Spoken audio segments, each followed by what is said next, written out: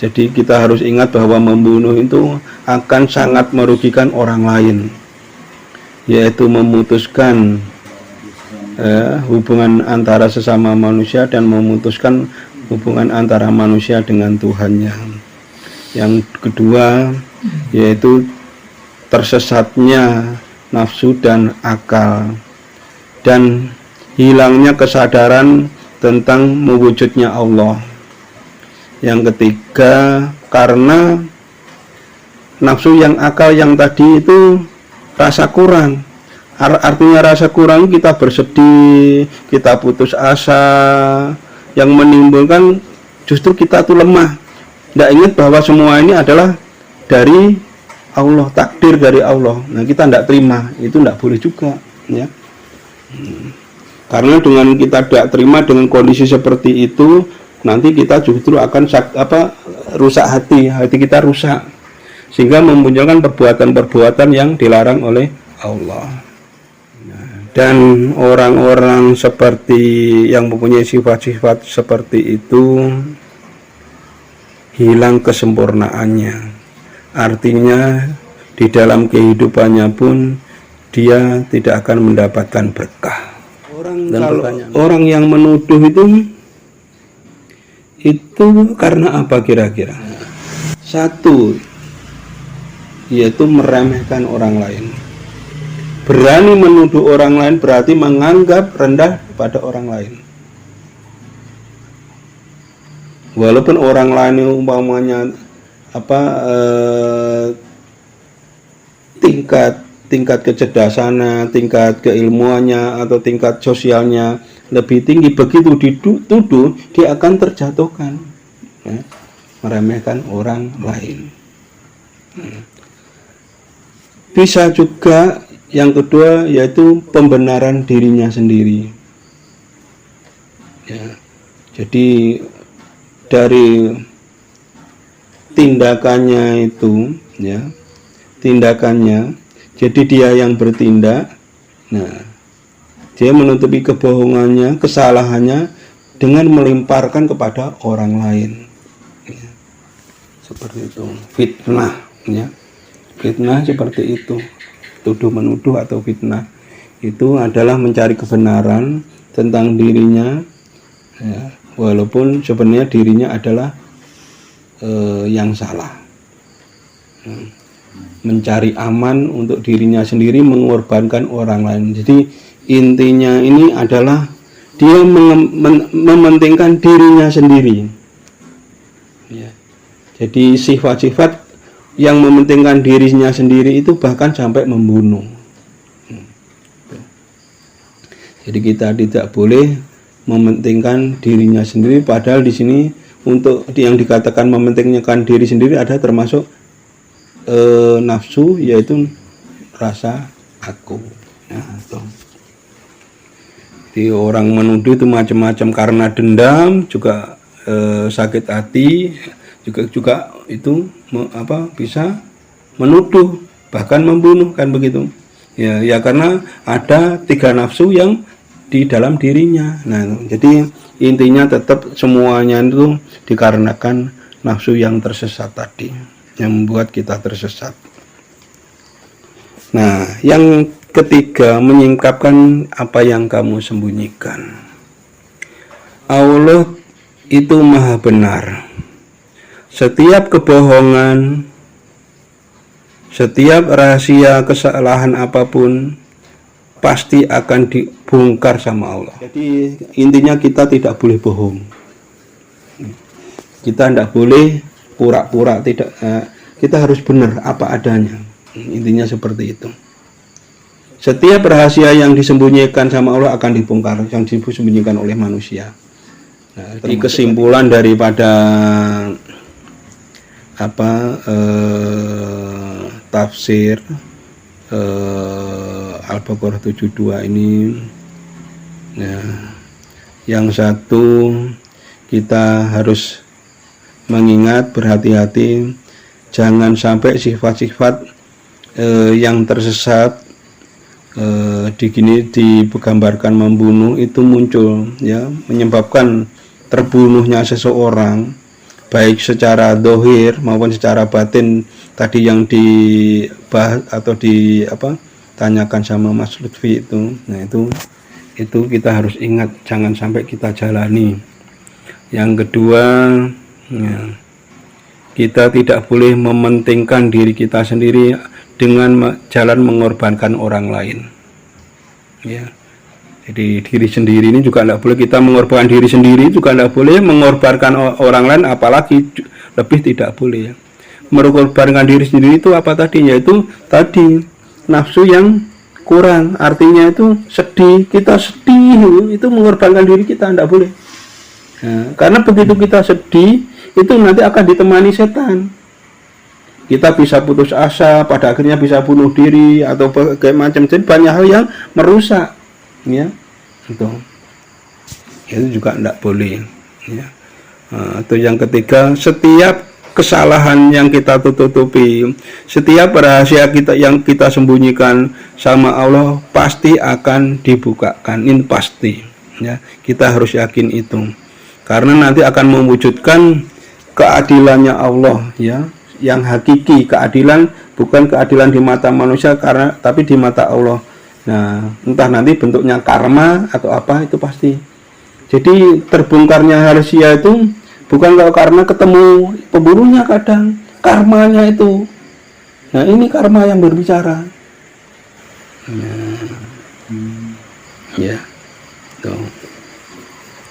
Nah, dengan adanya karma, nah nanti akan terbongkar juga rahasia. Jadi terbongkarnya rahasia yang disembunyikan oleh manusia itu yang singkap oleh Allah ini bukan kok mesti untuk saat ini, ya, bisa saat mendatang, cukup panjang, tapi hanya masalah waktu, ya. Allah pasti akan membongkar rahasia itu. Setiap kebohongan, setiap kesalahan yang kita perbuat itu akan sama Allah akan dibongkar, ini janjinya Allah di sini, ya. Kita harus yakin itu, sehingga kita untuk berbuat yang sesat seperti ini kita terhindar. Jadi ini termasuk ngajari kita kalau ngaji ya harus benar-benar, nanti akan dikasih benar-benar. Kalau setengah-setengah ya setengah-setengah apa yang didapat sesuai, ya, yang disingkapkan Allah adalah sesuai apa yang kita alami atau yang kita sembunyikan atau yang belum kita jalani, ya. Uraian ini berkali-kali sama Allah akan diterangkan dengan tema yang beda, dengan perilaku dan beda dan macam-macam. Nanti walaupun namanya akan sama nanti, ya. Ya. Jadi dari ayat ini ke ini sebenarnya itu banyak kesamaan, ya. Kenapa kok dibeda-bedakan? Supaya kita wawasannya luas, supaya kita lebih tahu dan lebih yakin, gitu maksudnya. Bukan hanya satu cerita, hanya itu saja.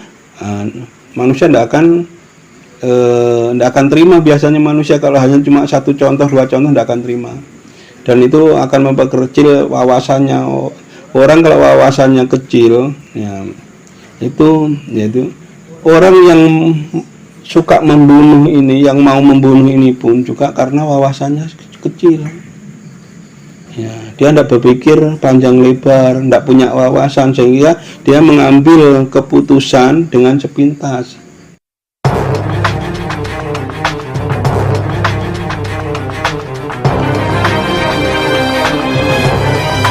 Setelah membaca ayat dan tafsir daripada ayat 72 ini, ada membunuh, ada tuduh menuduh, dan menyingkapkan apa yang disembunyikan.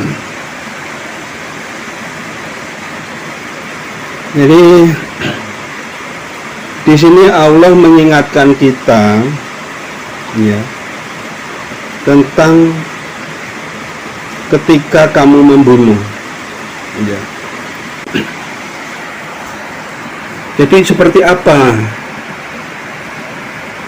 dan kenapa orang itu membunuh orang lain, ya. Jadi di sini tentang membunuh itu berarti orang akan mati, dan Allah di sini memperingatkan kita bahwa setiap yang hidup akan mati. Tapi di sini mati karena dibunuh oleh orang lain. Ya. Nah, kenapa orang lain itu membunuh? Itu kenapa? Nah, ini yang menjadikan pembahasan. Jadi Allah mengingatkan ketika kamu membunuh. Jadi pada saat orang itu membunuh itu karena apa? Mungkin Mas Slamet ini? Ya. Jadi begitu Allah mengingatkan bahwa ketika orang itu membunuh,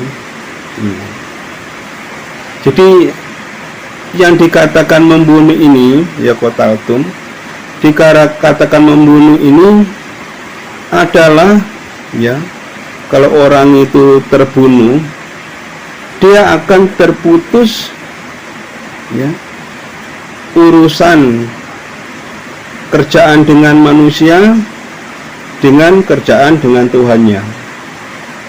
Ini diputus, ini tidak boleh, ya.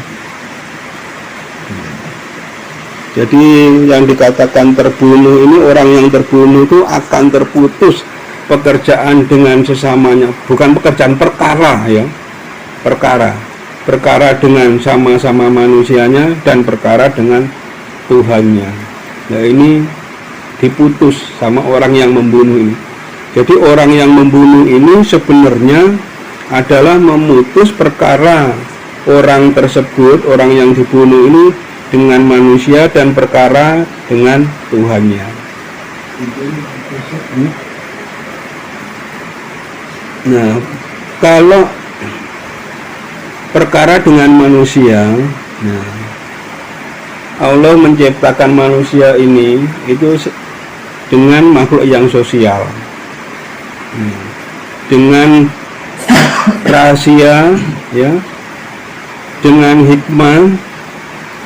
Nah, dan dengan perilaku, ya, yang sudah ditetapkan Allah. Artinya termasuk ibadah, umpamanya kita sedekah kepada orang lain. Nah, ini akan terputus.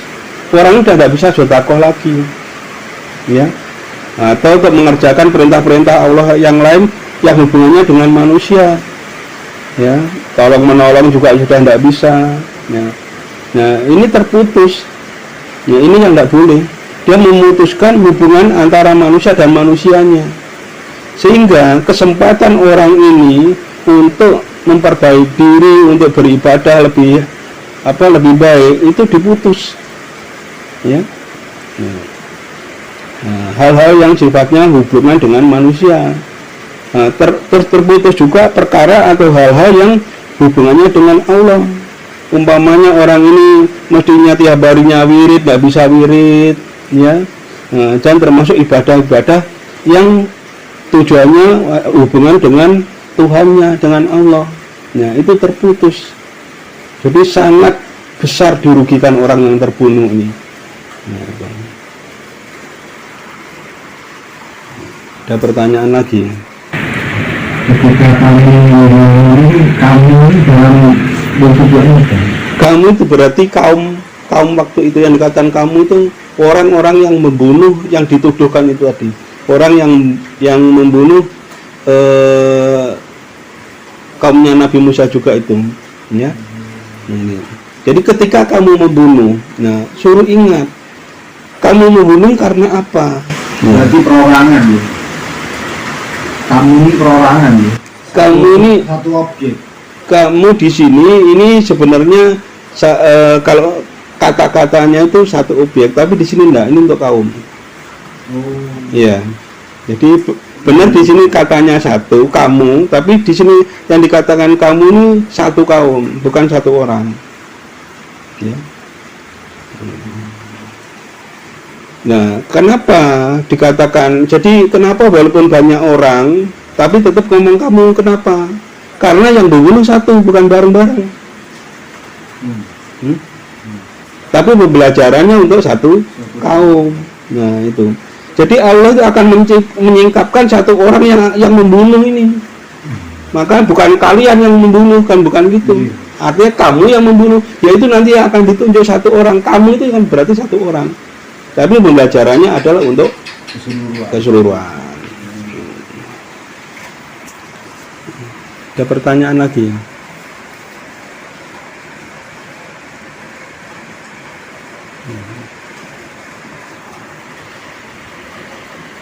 Nanti pertanyaan betul. Nah. Jadi selain memutuskan suatu perkara dengan manusia, sama-sama manusia, juga memutuskan perkara manusia dengan Tuhannya atau Allah. Nah. Dan juga orang ini tersesat karena nafsu dan akalnya. Ya. Jadi orang yang membunuh karena tersesat nafsu dan akalnya. Ya.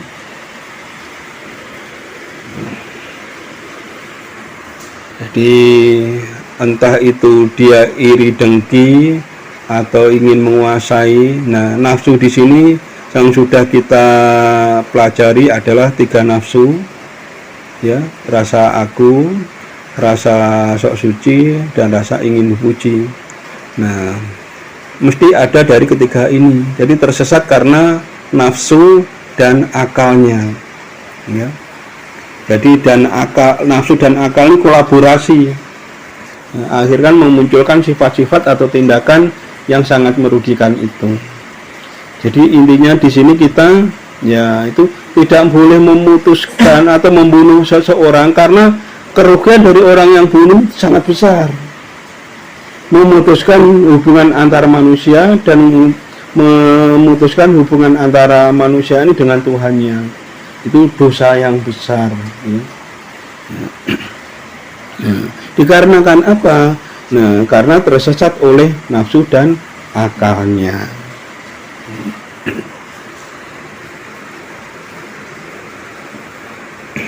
Ada pertanyaan?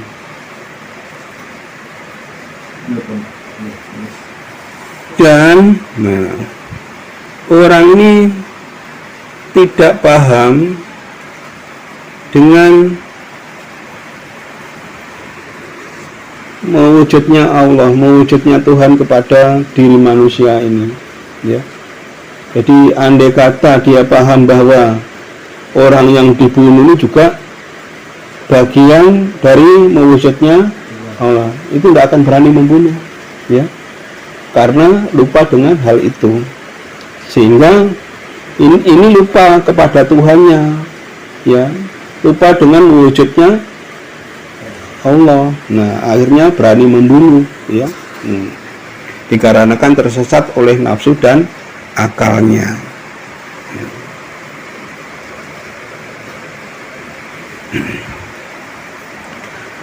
Terus juga tersesat ini ternyata akal dan nafsunya ini selain dia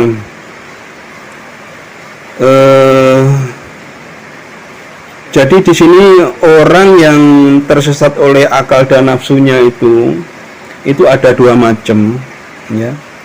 Yang pertama tadi itu karena ambisi yang berlebihan.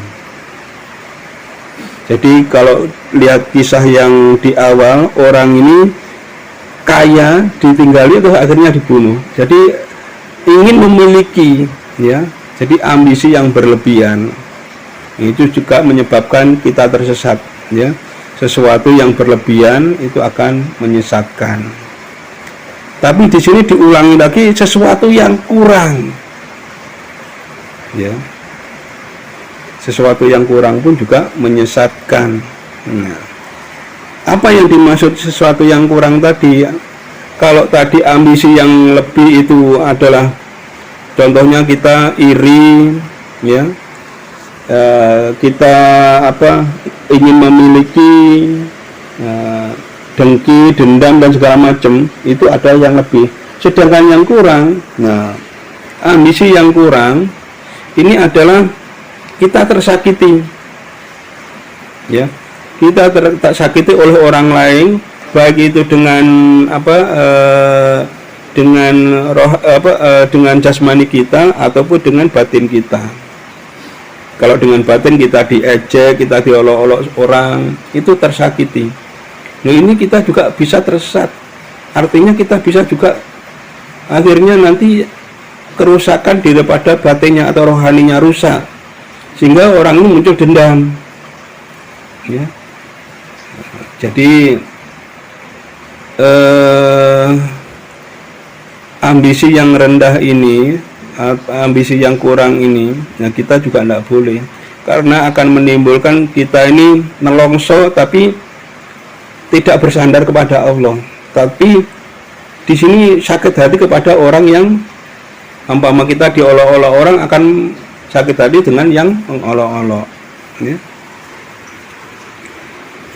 Jadi pada waktu kita direndahkan orang, diolok-olok orang, disakiti orang dalam kondisi apapun, nah ini kita harus sabar, artinya nerimo, ya, menerima tanpa ada penyangkalan. Ini maksudnya seperti itu. Jadi orang tersesat itu bisa karena ambisi yang berlebihan atau ambisi yang kurang. Artinya ambisi yang kurang, ya ini sifat putus asa, nelongso itu ambisi yang kurang. Itu tidak boleh. Kita tidak boleh putus asa. Kita bersedih itu juga tidak boleh. Ya, kita bersedih itu wajar-wajar saja, jangan terlalu. Artinya begitu kita bersedih, kita harus ingat bahwa semua itu adalah kodok dan kodarnya Allah, takdirnya Allah. Ya, seperti itu. Ya. Dan semua yang ada di dunia ini, baik orang itu dikasih kaya, dikasih miskin, nah semuanya ini adalah ujian. Ya, kita dikasih kaya pun juga harus sadar, dikasih miskin pun juga harus sadar, sehingga tidak terjadi saling membunuh antara sesamanya. Diingatkan untuk tidak membunuh, diingat ketika kamu membunuh. Nah, artinya kita suruh ingat supaya kita tidak membunuh. Nah,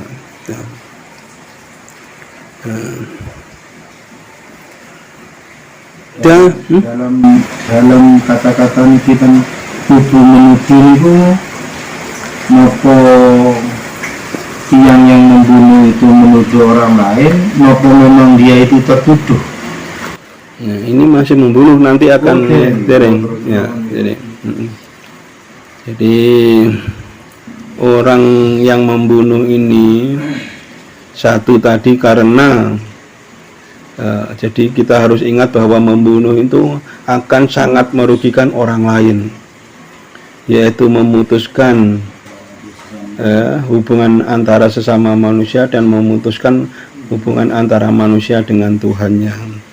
Yang kedua yaitu tersesatnya nafsu dan akal, dan hilangnya kesadaran tentang mewujudnya Allah.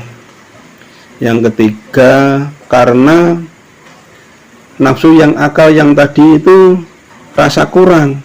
Artinya rasa kurang, kita bersedih, kita putus asa, yang menimbulkan justru kita tuh lemah. Tidak ingat bahwa semua ini adalah dari Allah, takdir dari Allah. Nah, kita tidak terima, itu tidak boleh juga, ya.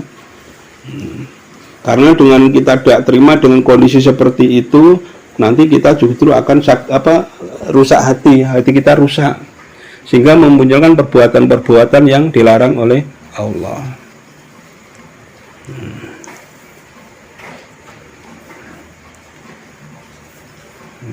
Dan orang-orang seperti yang mempunyai sifat-sifat seperti itu hilang kesempurnaannya. Artinya di dalam kehidupannya pun dia tidak akan mendapatkan berkah. Dan pertanyaan Malia?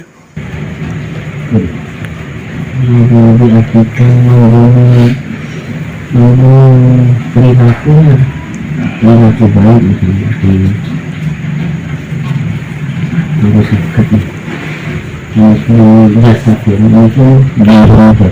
ya, ini kan orang lain, bukan untuk kita. Untuk menggunakan ini tentang perilaku ini Ya, kalau kita membunuh perilakunya orang lain kan tidak bisa. Kan tidak bisa. Artinya ini tujuannya diri kita terhadap orang lain, bukan untuk diri kita. Kalau untuk diri kita, ya membunuh tentang sifat-sifat kita yang jelek. Tapi yang di sini membunuh, ini membunuh orang lain. Beda. Yang membunuh sifat-sifatnya orang lain itu kan Tidak bisa. Itu haknya orang, tidak bisa.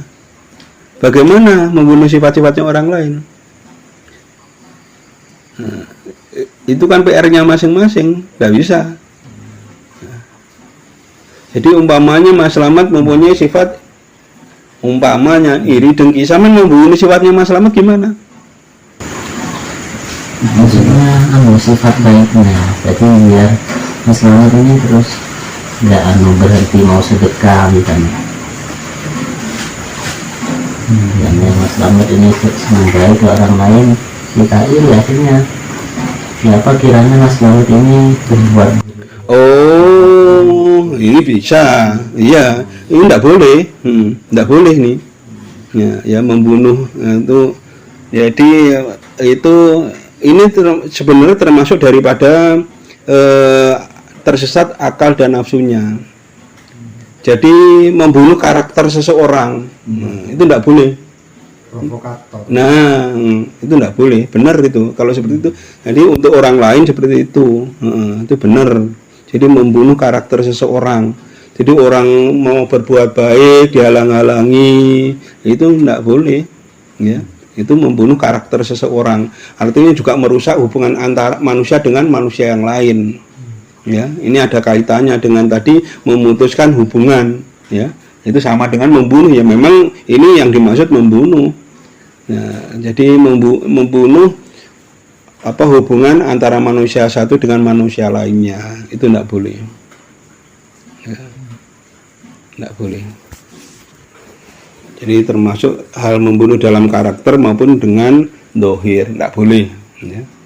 Nah, ini peringatan sama Allah, artinya Allah memperingatkan itu tidak boleh. Jadi janganlah kamu membunuh.